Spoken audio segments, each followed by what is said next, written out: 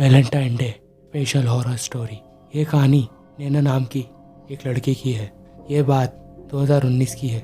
कुछ ही दिन पहले नैना का ब्रेकअप हुआ था, जिसके बाद से वह थोड़ी चुप चुप रहने लगी थी।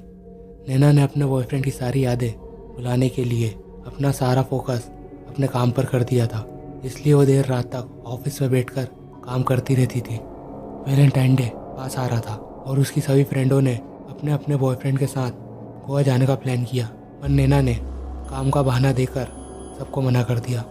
नैना थोड़ा उदास थी, ये सोचकर इस वैलेंटाइन डे पर उसके साथ कोई नहीं होगा।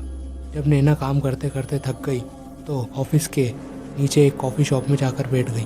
वह काफ़ी उदास थी। तभी उसे वहाँ एक लड़का दिखा जो हूबहू उसके एक्स बॉयफ्रेंड की तरह दिखता था। नैना ने उससे बात करना शुरू कर दी। बातें करते करते नैना को वो लड़का पसंद आने लगा था। फिर नैना रोज रात उसी कॉफ़ी शॉप में उससे मिलने लगी। दोनों ने वैलेंटाइन डे से एक दिन पहले क्लब जाने का प्लान किया।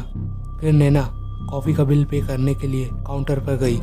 वहीं वेटर ने नैना से पूछा, मैम आप अकेले बैठे बैठे किससे बातें कर रही हैं? तो नैना बोली, तुम पागल हो गए हो क्या? मैं अकेले बैठ कर क्यों बातें करूँगी? तुम्हें इतना बड़ा लड़का नज़र नहीं आ रहा? इतना बोलकर नैना जब पीछे मुड़ी तो वहाँ कोई नहीं था। नैना पल भर के लिए सोच में पड़ गई कि वो अचानक कहाँ गायब हो गया। अगली रात जब नैना उस लड़के से दोबारा मिली तो उसने पूछा कि तुम कल कहाँ गायब हो गए थे? तो वो लड़का बोला, मेरा एक अर्जेंट कॉल आ गया था, इसलिए मैं वहाँ से बिना बोले निकल गया। नैना ने भी उसकी बात मान ली। फिर दोनों क्लब के लिए निकल गए। नैना ने रात भर उस लड़के के साथ खूब डांस किया। नैना बहुत दिनों बाद काफ़ी खुश महसूस कर रही थी। फिर जब उस लड़के ने नैना से उसके घर चलने का पूछा तो नैना ने भी हाँ कर दी। फिर जब नैना उसके घर पहुंची तो वह थोड़ी नशे की हालत में थी, पर नैना को साफ साफ समझ आ रहा था कि वह घर थोड़ा अजीब है। उस घर में एक अजीब सी महक आ रही थी, जिससे नैना का दम घुट रहा था। पर फिर भी नैना ने उस लड़के पे भरोसा किया और उसके साथ बेडरूम में चली गई। जैसे ही लड़के ने नैना को गले लगाया तो नैना को महसूस हुआ उस लड़के ने गर्दन पर बहुत जोर से काटा हो। नैना ने तुरंत ही उसे पीछे धक्का दिया और धक्का देते ही देखा कि उस लड़के का चेहरा पूरी तरह बदल चुका था। ऐसा लग रहा था मानो कि वो एक भयानक मॉन्स्टर हो।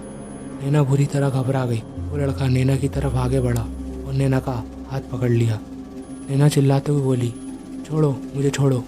जैसे तैसे नैना ने अपना हाथ छुड़ाया और बेडरूम से बाहर भागी।